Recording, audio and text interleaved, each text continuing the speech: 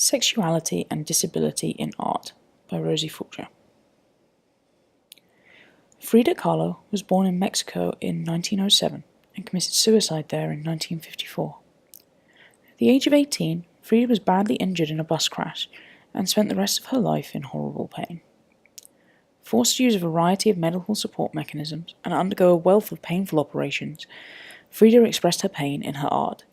She painted mostly self-portraits which document her feelings about herself and about her life. In this video, I will be discussing the intersection of Frida's disability and her sexuality in two pieces, the broken column and the tree of hope. The broken column epitomizes Frida's blend of sexuality and disability. First, we can see the barren landscape behind her, visually representing her infertility and her depression. The dark colours and the fissures in the ground show how insecure she is about her world. Second, we look at her body. She uses the sheet to cover the lower part of her body, but not her breasts. This shows her as a sexual being who is denied sexual experiences because of her disability. The nails going through the sheet into her leg trap her, the pain and mutilation keeping the metaphorical barrier over her sexual organs. Third, we look at the corset and at the nails. The corset is simultaneously binding her and holding her together. Without it, the portrait would split in two, and the real Frida would be unable to sit or stand. However, it also binds her, keeping her from doing the things that she wants to do.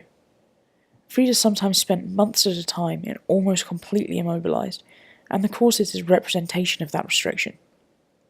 The nails signify both her pain and her martyrdom, the pain of her disability, the emotional pain of being restricted, and the sacrifices that she has made in order to sustain her life. Fourth, we look at the column.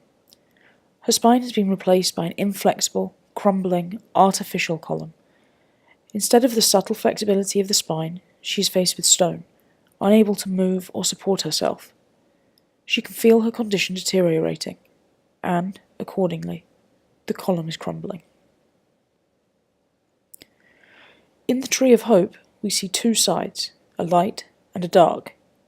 We also see two versions of Frida, one of her lying, bleeding in a hospital bed, and another of her sitting up straight, wearing a beautiful dress and holding a banner which reads, "Tree of Hope remain strong," as well as a medical corset. At this stage in her life, the artist had just had what was supposed to be a miracle operation to strengthen her spine. The operation failed, and she had to continue to wear the medical corset to support herself. The hospitalized Frida in the painting is wrapped in a shroud, protected but also exposed, as she bleeds on the table. This shows her vulnerability and her despair at the failure of the operation.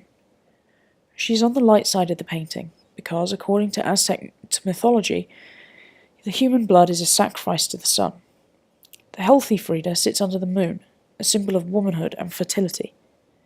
The healthy Frida is everything that the artist wants in her life. She is desperate to be sexual and independent, away from medical constraints and from the pain of her disability. As in the broken column, the landscape around her is barren and cracking, showing her distress at her infertility and also her isolation.